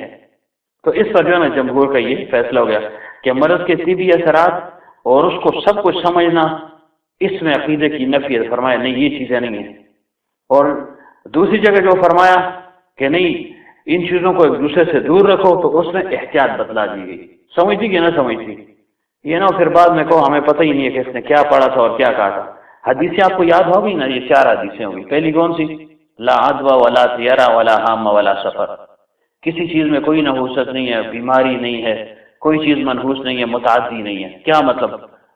زمانے جاہلیت کے لوگوں کے عقیدے کا طور تھا، ان کا غلط عقیدہ تھا کہ مرض کے اندر نحوست ہے، مرض کے اندر نحوست ہے یعنی مرض دوسرے کو لگ سکتا ہے۔ فرمایا نہیں تمہاری بات غلط ہے، مشیت الہی کے ساتھ مربوط ہے، اللہ چاہے گا تو ہوگا۔ اور جہاں پر یہ فرمایا کہ مجذوم سے ایسے بھاگو جیسے شہر سے بھاگتے ہو، اسی طرح فرمایا مجذوم سے کہ دور سے اسے فرمایا کہ بس تمہاری بیعت ہم نے قبول کر لی، یا یہ کہ خارشتی اونٹوں کو جو ہے تندرستوں میں مت چھوڑو یا تندرستوں کو خارشتی میں مت چھوڑو۔ تو یہاں یہ 4 حدیثیں ہوں گی، 4 ہو گئی یا 5، اور ایک یہ کہ اس کو ہاتھ سے پکڑا اپنے ساتھ بٹھا دیا کہ ہاں ہمارے ساتھ کھانا کھاؤ۔ تو ان میں تطبیق کیسے کی گئی ہے کہ جہاں پر روکا گیا ہے وہاں پر استحباب اور احتیاط مقصود ہے، کہ روکا گیا کہ قریب مت جاؤ، دور سے بات کرو، بھاگو ان سے۔ کیا مطلب؟ کہ یہاں پر احتیاط ہے، احتیاط سکھا دی گئی ہے، تدبیر اسباب کا اختیار کرنا یہ بتلا دیا گیا۔ اور دوسری جگہ جہاں پر ساتھ بٹھایا اس کو جو ہے نا کھانا کھلائے، یہ جواز کے لیے تھا کہ بھائی یہ بات ٹھیک ہے، عقیدہ ہمارا یہی ہے کہ اللہ چاہے گا تو مرض لگے گا، اللہ نہیں چاہے گا تو مرض نہیں لگ سکتا۔ سمجھ گئے کہ نہیں سمجھ گئے؟ پھر ایک اور توجیہ یہ فرمائی گئی ہے، یہ جو فرمایا فر من المجذوم کما تفر من الاسد، کہ تم مجذوم آدمی سے ایسے بھاگو جو زامی سے جیسے تم شیر سے بھاگتے ہو۔ اس کی ایک وجہ یہ بھی فرمائی گئی کہ جب وہ تندرست آدمی کو دیکھے گا نا مجذوم آدمی، تو اس کا دل ٹوٹے گا، اس کے دل میں حسرت پیدا ہوگی کہ میں تو اس مصیبت میں مبتلا ہوں، یہ تو ٹھیک ٹھاک ہے۔ تو اس کی دلجوئی کے لیے تاکہ اس کا دل مزید نہ ٹوٹے، اس کی دل شکنی سے بچنے کے لیے فرمایا کہ ان کے قریب مت جاؤ، ان کے سامنے مت جاؤ۔ جس طرح نا یہ خلاصہ کیا ہوا؟ خلاصہ یہ ہوا کہ مرض متعدی ہے یا نہیں۔ ایک کا تعلق عقیدے کے ساتھ ہے اور ایک کا تعلق احتیاط کے ساتھ ہے اور جواز کے ساتھ ہے۔ عقیدہ تو یہی ہے کہ بیماری دوسرے کو نہیں لگ سکتی، عقیدہ تو یہی ہے۔ اس کی جو نظیر اور دلیل کیا ہے کہ جیسے اس شخص نے پوچھا تھا جی کہ آپ کہتے ہیں کہ بیماری نہیں لگتی، تو دیکھیں ہم نے خارشتی اونٹوں کو چھوڑ دیا تو ان کو خارش لگ گئی، تو فرمایا تندرستوں کو چھوڑا تو خارش لگ گئی، فرمایا پہلے کو خارش کس سے لگائی تھی؟ اس کا عقیدہ درست کرنا مقصود تھا۔ اور بعد میں جہاں پر مجزوم کو ساتھ بٹھایا، اس کے ہاتھ کو پکڑا، تو اس پر جو ہے نا یہ مقصود تھا کہ بھائی اسباب کے ہوتے ہوئے بھی ہم جو ہے نا نظر مسبب الاسباب پر رکھتے ہیں، کوئی جو ہے نا بیماری دوسرے کو نہیں لگ سکتی، ساتھ بٹھا دیا۔ اور جہاں پر یہ فرمایا کہ اس سے بھاگو یا دور سے بات کرو یا اونٹوں کو دوسرے اونٹوں میں مت چھوڑو، وہاں پر احتیاط مقصود تھی۔ تو 3 یا 4 جواب اس کے دیے ہیں علامہ کرمانی نے شرح بخاری میں۔ وہ کیا ہے کہ بلحاظ طبیعت و خلقت کوئی بیماری دوسرے کو نہیں لگ سکتی، اصل اللہ کے حکم و منشا سے ہے۔ اس وجہ سے پیغمبر صلی اللہ علیہ وسلم نے فرمایا بیمار اونٹ کو تندرست اونٹ کے پاس جانے کی ممانعت فرما دی، اور ارشاد فرمائے جسامی سے دور بھاگو، تاکہ اگر بیماری لگ جائے تو یہ خیال نہ ہو کہ یار اس کی وجہ سے لگ گیا، قریب ہوا تو مجھے یہ لگ گئی۔ دوسرا جواب کیا ہے؟ دوسرا جواب یہ ہے پیغمبر صلی اللہ علیہ وسلم نے کمزور طبائی جو اس امر کا اعتقاد رکھتے ہیں، جو میں نے آپ سے عرض کیا کہ امراض ایک دوسرے کو لگتے ہیں یا لازمی طور پر اثر انداز ہو جائیں گے، تو وہ باخبر ہو جائیں کہ ان کے وہم و گمان میں جو بات آ رہی ہے وہ ٹھیک نہیں ہے۔ اصلی اس لیے کہ ہر قسم کے امراض یہ مشیت الہی کے تابع ہیں، جو وہ چاہتا ہے ہو جاتا ہے، جس کام کو وہ چاہتا ہے ہو جاتا ہے، جس کام کو وہ نہیں چاہتا تو وہ ہمارے وجود میں نہیں آتا۔ اسی وجہ سے فرمایا کہ پہلے ان کو بیماری کس نے لگائی۔ تیسری توجیہ کیا فرمائی کہ جزامی یا بیمار کے پاس جانے کی ممانعت کیوں فرمائی؟ بطور شفقت کے بھی فرمائی کہ اگر یہ بیمار ہو جائے یا اونٹوں میں بیماری پھیل جائے تو لوگ یہ اعتقاد نہ کر بیٹھیں کہ یار واقعی چھوٹ کی بیماری لگتی ہے، واقعی یہ بیماری ایک سے دوسرے کو لگتی ہے۔ اور جہاں پر اس شخص کو اپنے ساتھ بٹھا کر کھانا کھلائے یا اس کا ہاتھ پکڑ دیا تو وہاں پر اللہ پر اعتماد کر کے بھروسہ دکھائے کہ دیکھو ہم جو ہے نا اسباب پر اتنے بھی جو ہے نا لٹو نہیں ہوتے، ہم اسباب کو چھوڑ بھی سکتے ہیں، کیونکہ اصل مسبب الاسباب وہ اللہ تعالیٰ کی ذات ہے۔ سمجھتی کہ نہ سمجھتی؟ تو یہ ہو گئی، کتنی باتیں ہو گئی؟ 3 یا 4 باتیں ہو گئی۔ بات تو موت کی شروع ہو گئی تھی، لیکن بیچ میں مکالمہ جو ہے نا کوئی اور شروع ہو گیا تھا۔ سمجھ گئے کہ نہیں سمجھ گئے؟ امام نبی رحمۃ اللہ علیہ کیا فرماتے ہیں؟ تدبیر کیسے کی ہے لا عدو ولا طیرہ میں کہ زمانے جاہلیت کے عقیدے کی نفی کرنا مقصود ہے۔ ان کا عقیدہ یہ تھا کہ مرض کے اندر نحوست ہے اور اللہ تعالیٰ کے فضل کو کچھ نہیں سمجھتے تھے۔ اور یہ جو حدیث ہے لا یردن الممرض علی المصح، اس میں کیا ہدایت ہے کہ جو اللہ تعالیٰ کے فضل و قدرت سے نقصان پہنچنے والا ہے اس سے بچنے کی تدبیر اختیار کرو۔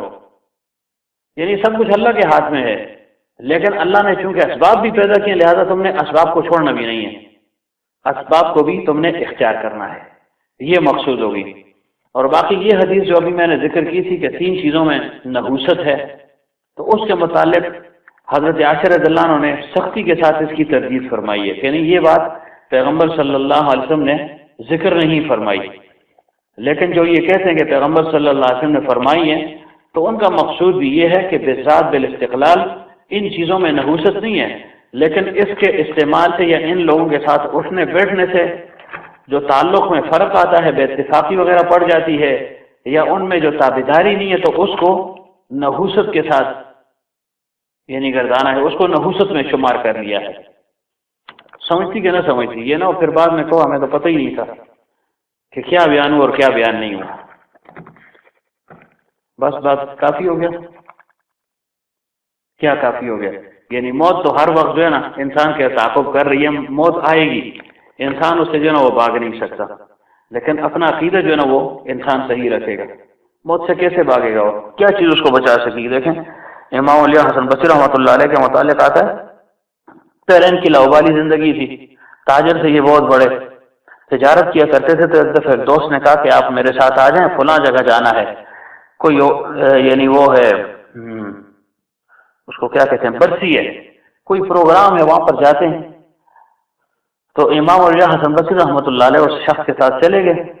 جب وہاں پر پہنچ گئے تو دیکھا خیمہ لگا ہوا ہے، پتہ نہیں اندر کیا ہے، لیکن ایک خیمہ اس نے دیکھا، امام صاحب نے دیکھا خیمہ لگا ہوا ہے اور بہت بڑی خلقت موجود ہے، بادشاہ وقت بھی موجود ہے، وزراء بھی موجود ہیں، عورتیں بھی موجود ہیں، مال و زر بھی موجود ہے، لاؤ لشکر بھی موجود ہے، یعنی جو لشکر ہوتا ہے فوج جس کو کہتے ہیں، اسلحہ وغیرہ یہ بھی موجود ہیں، دنیا کے جتنے بھی سرکردہ لوگ ہیں وہ سارے موجود ہیں، اطباء موجود ہیں، فلاسفر موجود ہیں، ڈاکٹر موجود ہیں، انجینئر موجود ہیں، یعنی بڑے بڑے لوگ یہ سارے موجود ہیں۔ امام علیہ حسن بصری رحمۃ اللہ علیہ فرماتے میں حیران ہوئے کہ یہ لوگ یہاں پر جمع کیوں ہیں، کیا پروگرام ہے، کیا ہو رہا ہے؟ فرمایا کہ پھر میں نے دیکھا کہ جو لشکر والے تھے، اسلحے والے لوگ تھے، فوجی جو تھے، وہ اس خیمے کے گرد ایسے انہوں نے چکر لگایا، گویا طواف انہوں نے کیا۔ جب انہوں نے طواف کیا، چکر لگایا تو جا کر بیٹھ گئے ادھر۔ اس کے بعد پھر عورتیں اٹھی، انہوں نے ایسے چکر لگایا، خوبصورت زر برق لباس تھا، ہاتھوں میں تش پکڑے ہوئے تھے، اس میں مال، زر، سونا، چاندی، یہ ساری چیزیں تھیں، ایسے انہوں نے پورے اس خیمے کا چکر لگایا، بیٹھ گئی۔ پھر اس کے بعد میں نے دیکھا کہ جو اطباء تھے، طبیب تھے، حکمات تھے، ڈاکٹر تھے، انہوں نے اس پورے خیمے کا ایسے چکر لگایا، گھومے اور پھر جو ہے نا بیٹھ گئے۔ اس کے بعد اور جو تھے فلاسفر تھے، جو بڑے طبقے والے بڑے لوگ تھے، سب نے ایسے چکر لگایا، بیٹھ کے میں حیران تھا کہ یہ لوگ کیا کر رہے ہیں، کس چیز کا طواف کر رہے ہیں، یہ کیا ہو رہا ہے؟ اور پھر فرمایا کہ اس کے بعد بادشاہ وقت کو میں نے دیکھا کہ اس خیمے کے اندر داخل ہو گیا، وہ ذرا وغیرہ کے ساتھ، مشیروں کے ساتھ، اپنے اقارب رشتہ داروں کے ساتھ، اندر پتہ نہیں کیا کرتا رہا، اندر تھا، پھر تھوڑی دیر کے بعد نکل گیا۔ جب وہ باہر نکل گیا تو میرے دوست نے کہا آؤ پروگرام ختم ہو گیا۔ میں نے کہا پروگرام تو ختم ہو گیا، مجھے تو کچھ سمجھ نہیں ہے کیا ماجرا تھا، کیا ہو رہا تھا؟ تو اس نے مجھے یہ کہا کہ دیکھیں یہ جو ہے نا بادشاہ وقت کے بیٹے کی قبر ہے یہاں پر، اور خیمہ اس لیے لگایا تاکہ اوروں سے یہ ممتاز ہو، پتہ لگے کہ یہ بادشاہ وقت کے بیٹے کی قبر ہے، شہزادے کی قبر ہے، اس وجہ سے اس پر یہ خیمہ لگایا گیا ہے۔ اور یہ سال بسال ہمارا یہ طریقہ ہم ادھر آتے ہیں۔ تو میں نے پوچھا کہ لوگ عام طور پر قبروں پر جاتے ہیں تو اپنے اقارب رشتہ دار جاتے ہیں، دعا کر کے واپس آ جاتے ہیں، لیکن یہاں دعا وغیرہ تو تھی نہیں، اور جو ہے نا لشکر بھی یہاں پر موجود تھا، فوج بھی موجود ہے، یعنی جو ملک کے سرکردہ لوگ ہیں سارے موجود تھے، ان کی موجودگی کا کیا مطلب؟ اور یہ جو پھر رہے تھے ایسے چکر لگا رہے تھے طواف کی صورت میں، اس کا کیا مقصد تھا؟ تو اس نے مجھے یہ کہا کہ یہ بادشاہ وقت کا بیٹا ہے، یہ مر چکا ہے، اور لشکر والے جو ہے نا اس کے قبر کے گرد گھوم کر اس سے یہ بزبان حال جو ہے نا یہ کہہ رہے ہیں کہ دیکھو اگر موت سے بچانا ہوتا تو ہم قوت اور طاقت والے بھی ہیں، اسلحے والے بھی ہیں، افرادی قوت بھی بہت زیادہ، ہم تمہیں بچا لیتے، لیکن موت کے مقابلے میں ہم کچھ بھی نہیں ہے، موت کا مقابلہ ناممکن ہے۔ پھر اس کے بعد عورتیں اٹھتی ہیں، یہ جو چکر لگایا تو یہ باور کروانا اچھا تھا، مقصود تھا کہ اگر عورتوں کے ذریعے تمہیں بچانا مقصود ہوتا تو ہم جو ہے نا سفارش کے طور پر عورتوں کو پیش کر دیتے، تم بچ جاتے موت سے، لیکن ممکن نہیں۔ مال و دولت کو اگر اس کے ذریعے سے تمہاری موت روکنی جو ہے نا ممکن ہوتی تو ہمارے پاس مال کتنا ہے، یہ مال ہم پیش کر دیتے۔ اطباء اٹھ کر جو ہے نا یہ کہتے ہیں چکر لگاتے ہوئے کہ دیکھو اگر ہمیں اللہ تعالیٰ نے وہ قوت اور طاقت دی ہے، جس کو چاہیں جس مرض کا علاج ہم کرنا چاہیں ہم کر سکتے ہیں، لیکن ہم جو ہے نا موت کے علاج سے عاجز آ چکے ہیں، ہم جو ہے نا تمہارا علاج نہیں کر سکے، تمہیں موت سے نہیں بچا سکے، اگرچہ ہم جو ہے نا اپنے فن کے ماہر ہیں۔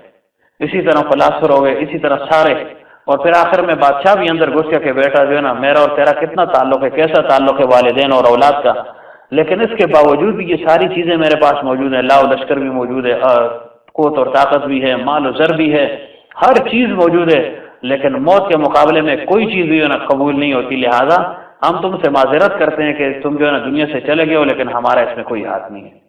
تو اس کے بعد امام علیہ حسن بصری رحمۃ اللہ علیہ کے متعلق آتا ہے کہ انہوں نے اپنی دکان کو تالا لگا دیا اور جو ہے نا چلے گئے، نکل گئے۔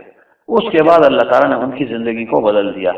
تو مقصود کیا ہے کہ موت جو ہے نا ہر جگہ پر آئے گی، جہاں بھی انسان جائے گا، جیسے بھی وہ جس حال میں بھی اس کی موت اللہ نے لکھی ہے، اس حال میں اس کو موت ضرور جو ہے نا پہنچی رہے گی۔ اور اس مقام فنا کی طرف تو ہر ایک نے جانا ہے نا، جا رہا ہے ہر کوئی سوئے فنا، آتی ہے ہر چیز سے بوئے فنا، سب کے سب ہیں راہ روے کوئے فنا۔ اچانک جو ہے نا موت آ گئی، بس اچانک دیکھیں نا ایک دم امراض جو ہے نا نکل آتے ہیں، اور یہ قیامت کی علامات میں سے ایک علامت ہے کہ اچانک جو ہے نا موت آئی، اچانک بیماری نکل گئی اور فوراً جو ہے نا اس نے دبوچ لیا۔ تو یہ علامات قیامت میں سے ایک بہت بڑی علامت بھی ہے۔ تو خلاصہ ہمارا کیا ہوا کہ نہ ہم نے موت کو جو ہے نا صحیح طور پر بیان کیا اور نہ جو ہے نا امراض کو۔ تو خلاصہ یہی ہوا کہ موت جو ہے نا اس کا سبب عام طور پر امراض ہوتے ہیں اور بڑھاپا ہوتا ہے۔ تو امراض میں بھی انسان اللہ تعالیٰ کی طرف رجوع کر لیتا ہے، کوئی چیز اسے اچھی نہیں لگتی، بری ہی لگتی ہے، تو لامحالہ اللہ تعالیٰ کی طرف جو ہے نا اس کا رخ پھر جاتا ہے کہ بھائی یہ بیماری ہے، اب میں بچنے والا نہیں ہوں، چلو جو ہے نا اللہ تعالیٰ کو یاد کر لوں۔ تو اس لحاظ سے بیماری رحمت بھی ہوگی، پھر انسان کے گناہ اس سے جڑ جاتے ہیں، پھر انسان کے دل میں جو خوف پیدا ہو جاتا ہے اس سے بھی اللہ تعالیٰ انسان کے گناہوں کو جو ہے نا ختم کرتا رہتا ہے۔ اور اسی طرح بڑھاپا جو ہے یہ بھی جو ہے نا موت کا ایک پیغام ہے کہ بڑھاپے میں سب کو پتہ ہے وہی کہ بڑھاپے کے بعد اور زندگی نہیں ہے، پھر موت ہی ہے۔ تو انسان اللہ تعالیٰ سے زندگی تو مانگے، لیکن ایسی زندگی اور ایسا بڑھاپا کہ بالکل انسان کو مفلوج کر کے رکھ دے کہ وہ نہ دنیا کا ہو نہ کسی اور کام کا ہو، تو ایسی چیز، ایسے بڑھاپے سے اور ایسی عمر سے پیغمبر صلی اللہ علیہ وسلم نے پناہ بھی مانگی ہے۔ اور اسی وجہ سے بوڑھے زناکار کو سخت جو ہے نا سزا بھی ملے گی۔ پیغمبر صلی اللہ علیہ وسلم فرمایا 3 قسم کے لوگ اللہ تعالیٰ کو بڑے مبغوض ہیں، ناپسند ہیں۔ ایک ملک جھوٹا، بادشاہ ہے لیکن جھوٹ بول رہا ہے۔ بھائی تم بادشاہ، تمہیں جھوٹ بولنے کی کیا ضرورت ہے؟ تمہارے پاس تو سب کچھ ہے، قوت اور طاقت ہے، تم تو جو ہے نا بہادرانہ بات کرو، سچی بات کرو۔ جھوٹ وہ شخص بولتا ہے کہ جو کمزور ہوتا ہے، جو دوسروں سے کوئی چیز جو ہے نا لینے کی کوشش کرتا ہے، دوسرے سے کوئی چیز چھپانے کی کوشش کرتا ہے۔ تو تم تو بادشاہ ہو، تمہیں کیا ضرورت ہے جھوٹ بولنے کی؟ تو یہ اللہ کو ناپسند ہے۔ دوسرا عائل متکبر، ہاتھ میں کچھ نہیں ہے لیکن تکبر اس کا آسمان پر پہنچے ہوئے، بے سر و پا فرعون جس کو کہتے ہیں۔ اور تیسرا بوڑھا زناکار، زنا تو ویسے بھی حرام ہے لیکن بڑھاپے تک پہنچ گئے، کچھ کر نہیں سکتا۔ حکیم علوم فرماتے ہیں پاک محبت ہے، یہ کچھ کر نہیں سکتے، بس ویسے ہی جو ہے ایک دوسرے کو دیکھتے ہیں اور خوش ہوتے ہیں۔ تو یہ جو ہے نا اللہ تعالیٰ کو ناپسند ہے۔ تو بہرحال خلاصہ کیا ہوا کہ کسی بیماری کو انسان جو ہے نا وہ برا نہ سمجھے، اس لحاظ سے تو برا سمجھے کہ بیماری ہے، مصیبت ہے، انسان عمل سے نکل جاتا ہے، انسان کی قوت ختم ہو جاتی ہے، انسان کی صحت جو ہے نا اس سے ختم ہو جاتی ہے، قوت مدافعت کم ہو جاتی ہے، اعمال میں خلل واقع ہو جاتا ہے، تو دعا کرے یا اللہ مصیبت سے بچا، بیماریوں سے بچا۔ لیکن ایک لحاظ سے اس کے لیے رحمت بھی ہے۔ کیوں رحمت ہے؟ کہ وہ اللہ تعالیٰ کے قرب کا ذریعہ بن رہا ہے، موت کی یاد اس کو نصیب ہو رہی ہے۔ اور پھر حکیم الامت رحمۃ اللہ علیہ فرماتے ہیں اللہ تعالیٰ کی ذات بھی کتنی شفیق ہے، اور پیغمبر صلی اللہ علیہ وسلم کی ذات کہ ایک طرف تو فرما دیا کہ جی موت تم پر آئے گی، ڈرا بھی دیا، پتہ بھی ہے کہ موت آئے گی، دوسری طرف فرمائے کہ موت کو تم یاد کرو، اس پر تمہارا فائدہ ہے، اور اس موت کی یاد کرنے میں نہ صرف تمہارا فائدہ بلکہ اس پر انعام اور اجر بھی دوں گا۔ کیا مطلب ہوا؟ ایک چیز ہے وہ کسی کے فائدے کی ہے تو ظاہر ہے وہ اس چیز کو لینے کے لیے کوشش کرتا ہے، پیسے لگاتا ہے، جیسے تیسے بھی ہو کہ وہ چیز مجھے حاصل ہو جائے، کیوں؟ اس کے نفع کی چیز ہے نا۔ مثلا دوائی ہے، ڈاکٹر نے دے دی تو اگلا جو ہے نا وہ دوائی لے کر کھاتا ہے، کیوں کھاتا ہے؟ بھائی مجھے صحت مل جائے۔ لیکن جو دینے والا ہے اس کا شکر گزار بھی ہوتا ہے، وہ اگر پیسوں کی طلب کرتا ہے کہ بھائی مجھے اتنے پیسے بھی تم نے دینے، تو ہم اس کے لیے تیار ہوتے ہیں۔ تم نے مجھے جائیداد دینی ہے تبھی میں دوائی دوں گا یا یہ چیز دوں گا، تمہارے نفع کی چیز ہے، تو انسان کہتا ہے بھائی ٹھیک ہے، مجھے میرا نفع مل رہا ہے، میں اس کے بدلے میں اس کے ساتھ احسان کر رہا ہوں۔ اگر وہ مانگ لے تو ہم نہ نہیں کرتے، انکار نہیں کرتے کہ نہ جی، ہم کہتے ہیں بالکل ڈاکٹر صاحب 100 نہیں، 1000 نہیں، 2000 لے لیں لیکن مجھے صحت مل جائے۔ تو فرمایا کہ اللہ تعالیٰ نے انسان کے نفع کی چیز بھی بیان کر دی، اور پھر فرمایا کہ اس پر تمہیں اجر اور ثواب بھی دوں گا۔ اجر اور ثواب کیا ہے؟ کہ حاضم اللذات کو تم یاد کرو، ایک تو لذتیں غلط ختم ہوں گی، گناہوں سے چھٹکارا ملے گا، اللہ کا قرب حاصل ہوگا۔ لیکن ظاہر موت تو ہے خطرناک ہے، بیماری تو خطرناک ہے، فرمایا نہیں، اس بیماری پر بھی تمہیں اجر ملے گا۔ فرمایا جو دن میں 25 مرتبہ یا 40 مرتبہ موت کو یاد کرے تو اللہ تعالیٰ اس کو جو ہے نا شہادت کا مرتبہ بھی عطا فرما دے گا۔ تو اب انسان کے فائدے کی چیز ہے۔ اللہ فرماتے کہ نافرمانی مت کرو جنت میں جاؤ، یہ کافی تھا، فرمایا نہیں، نافرمانی سے اپنے آپ کو بچاؤ، موت کو یاد کرو، اس موت کے یاد کرنے پر تمہارا درجہ بھی بہت بلند ہوگا۔ مرنا تو تم نے ویسے بھی ہے لیکن اس کے ساتھ ساتھ اونچا درجہ بھی ملے گا۔ اس کی مثال حضرت یوں بیان فرماتے تھے، اور حکیم علومت نے یہ بیان فرمائی اپنی مثال کہ چھوٹی عمر میں مجھے والد صاحب نے مسحل دیا۔ پرانے زمانے میں بچوں کو ایسی دوائی سال میں 1 مرتبہ کھلایا کرتے تھے تاکہ ان کا پیٹ جو ہے نا وہ صاف ہو جائے، اس سے اخراج ہو جائے، صاف ہو جائے، پیچس وغیرہ لگ جاتے تھے، پیٹ صاف ہو جاتا تھا، بیماری وغیرہ ختم ہو جاتی ہیں۔ عام طور اب بھی اطباء کہتے ہیں کہ اگر ایسے ہو جائے تو اچھا ہے، لیکن اتنی برداشت ہم میں نہیں ہے کہ بھائی کون جو ہے نا پھر سارا دن بھاگتا رہے اور پیٹتا رہے۔ تو فرمایا کہ مجھے والد صاحب نے کہا کہ دیکھو یہ مسل لے لو۔ میں نے کہا میں نہیں لیتا ہوں۔ انہوں نے کہا دیکھو بیٹا یہ تمہارے فائدے کی چیز ہے، یہ لے لو، تمہاری صحت اچھی ہوگی۔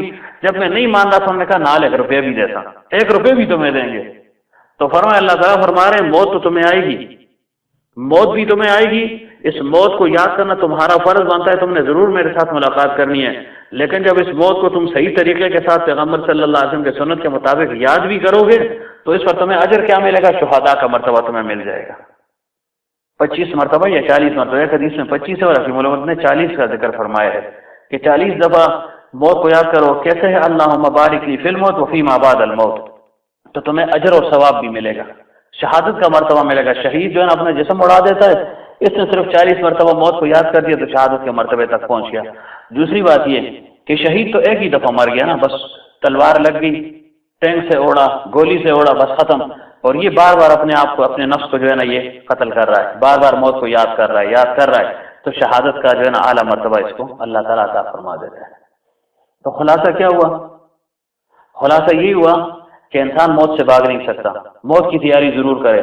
اور اس کے لیے تیاری کیا ہے؟ موت کی تیاری یا موت کے اسباب کیا ہیں؟ بیماریاں ہیں، مختلف بیماریاں اللہ تعالیٰ نے پیدا کی ہیں کہ جو انسان کے موت کے اسباب میں سے قوی اسباب ہیں۔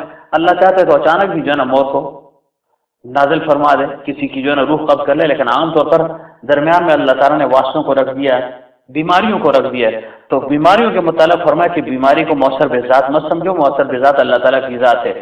اس وجہ سے فرمایا لا عدوى ولا طیرہ ولا حام ولا سفر، ٹھیک ہے۔ اور یہ جو فرمایا کہ جی فر من المجذوم کما تفر من الاسد، اس میں احتیاط ہے کہ ٹھیک ہے اللہ پر بھروسہ رکھو، لیکن تم اتنے درجے کے آدمی بھی نہیں ہو۔ اللہ تعالیٰ نے دنیا کو اسباب کے ساتھ مربوط کیا ہے، تو تم نے اس بیماری میں احتیاط بھی کرنی ہے، اسباب کو بھی اختیار کرنا ہے۔ اگر کوئی مجذوم ہے اس سے نفرت تو نہیں کرنی، لیکن احتیاط کے طور پر دور سے اس کے ساتھ مکالمہ کرنا ہے، دور جو ہے نا اس سے باتیں وغیرہ کرنی ہے۔ اور اسی طرح اگر کوئی جہاں پر بیماری موجود ہے وہاں پر جاؤ مت، اور جو بیمار وہاں پر موجود ہیں ان کو باہر نکلنے سے منع کر دیا گیا ہے، تاکہ اگر ایک دوسرے کو بیماری لگ گئی تو ان کے عقیدے میں بگاڑ نہ ہو۔ ایک کہ یار یہ باہر نکلا تھا ہمیں لگ گئی، یار یہ گلگت سے ادھر سے گزرے نا تو ہمیں بھی خراب کر دیا نا، تو یہ گلگت سے نہ آتے تو ہمارا عقیدہ خراب نہ ہوتا، اور ہمیں وہاں جانے سے جو ہے نا منع کر دیا گیا نا کہ بھائی وہاں پر جاؤ نا۔ تو یہ مقصود ہے پیغمبر صلی اللہ علیہ وآلہ وسلم کا۔ اور یہ جو فرمایا لا شوما وقد یکون الیمن یعنی فی الفرس والدار والخادم، اس کی بھی توجیہ میں نے کر دی ہے کہ کسی چیز میں نحوست نہیں ہے، ایک حدیث یہ ہے۔ دوسری یہ کہ کسی میں نہیں ہے، اگر ہو تو ان تینوں میں ہوگی، اور اس کی توجیہ جو ہے نا وہ بھی بیان کر دی گئی ہے۔ سمجھے کہ نہیں سمجھے؟ بس اتنا کافی، اور کوئی بات ذہن میں آ گئی نا پھر انشاءاللہ اس کو بیان کریں گے۔ کوئی رہ تو نہیں گئی نا؟ چلو ٹھیک ہے۔ البتہ یہ ایک حدیث شاید رہ گئی تھی تعاون کے متعلق ہے، لیکن ظاہر ہے وہ بھائی امراض جہاں بھی ہوں گے اسی کے متعلق ہوگی۔ پیغمبر صلی اللہ علیہ وسلم نے فرمایا کہ جو تعاون کی بیماری میں صبر کر لے تو فرمایا اس کو کتنا اونچا مرتبہ ملے گا، شہادت کا مرتبہ اللہ تعالیٰ اس کو عطا فرما دے گا۔ اور فرمایا کہ جو تعاون کے زمانے میں صبر سے کام لے، وہاں سے بھاگے نہ، تو فرمایا کہ اس کا درجہ مجاہد فی سبیل اللہ کے برابر ہے۔ اور فرمایا تعاون میں ایک شخص مبتلا ہے یا اس گاؤں سے وہ بھاگنے والا ہے تو فرمایا یہ ایسا ہے گویا یہ میدان جنگ سے بھاگ گیا ہے، اور جو میدان جنگ سے بھاگ جائے تو اس کے لیے جو ہے نا پھر اللہ تعالیٰ کا عذاب اس کے لیے تیار ہے۔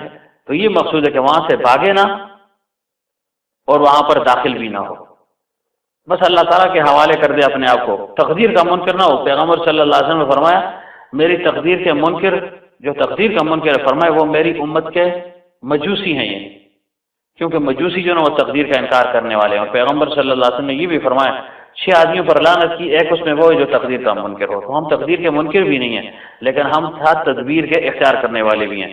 تو غالب تو تقدیر ہی ہوگی، تدبیر تو پھر فیل ہو جاتی ہے، لیکن یہ کہ انسان صرف تقدیر پر جو ہے نا وہ اکتفا کر لے، تو ہم کون سی چیز ایسی ہے جس میں ہم نے صرف تقدیر پر جو ہے نا اکتفا کیا؟ اسباب کو اختیار کرتے ہیں، کھانے کے لیے اسباب اختیار کرتے ہیں، پینے کے لیے اسباب اختیار کرتے ہیں، چلنے کے لیے اسباب اختیار کرتے ہیں، بیت الخلاء کے اخراج کے لیے اسباب اختیار کرتے ہیں، ورنہ ہم کہتے ہیں بس تقدیر بھی لے کے ایسے ہی نکل جو لے، ایسے تو نہیں ہے، اسباب اختیار کرے گا نا۔ کھانا ہے پڑا ہوا ہے، ہم کہتے ہیں بس تقدیر بھی لے کے ہمارے منہ میں پہنچے، کبھی نہیں پہنچے گی۔ اس کے لیے جو ہے نا ہاتھ بڑھائیں گے، نوالا بنائیں گے، منہ تک پہنچائیں گے، منہ کھولیں گے، پھر اس کو ڈالیں گے، پھر جو ہے نا دانتوں کو چبائیں گے، پھر اندر پہنچے گا، یہاں تک جو ہے نا تدبیر ہے، نیچے تقدیر شروع ہو جائے گی۔ کیا یہ کھانا راس آ رہا ہے، نہ موافق ہے، فائدہ دے گا، نقصان دے گا، یہ پھر جو ہے نا اس کو تقدیر کہتے ہیں۔ اللہ تعالیٰ عمل کی توفیق عطا فرمائے۔ وآخر دعوانا الحمدللہ رب العالمین۔ اللہم صلی علی سیدنا و مولانا محمد النبی الامی وعلی آلہ وسلم تسلیما۔ یا اللہ جو سنا اس پر عمل کی توفیق عطا فرما، اپنے حبیب صلی اللہ علیہ وسلم کی اللہ کا عمل اتباع نصیب فرما، ہر سنت پر عمل کی توفیق عطا فرما، جس کا ثواب ہمارے شیخ علی مقام کو پہنچا دے، درجات عالیہ ان کو نصیب فرما، قبر پر یا اللہ نوارت کی بارش نازل فرما، زمرہ اولیاء میں وہ مقام عطا فرما تیری شان کے ساتھ لائق ہے۔